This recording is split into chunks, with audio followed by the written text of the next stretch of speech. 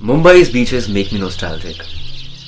Sitting beside one today, I feel like escaping the madness of this maximum city, yet with a vibe of its own. Just trying to chill and soak in the mood of what a holiday is like with Travel+Leisure India. Enjoying some music, having my cuppa, looking out at the sea, chilling by the pool, working on some poetry, being myself,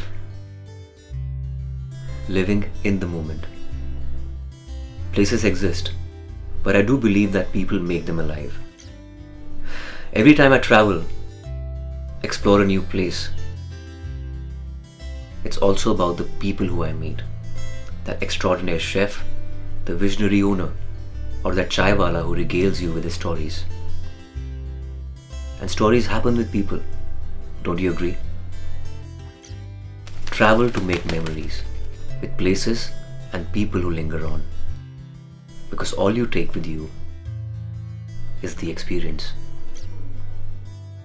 Travel responsibly. Travel consciously. Happy 15th anniversary, Travel+Leisure India.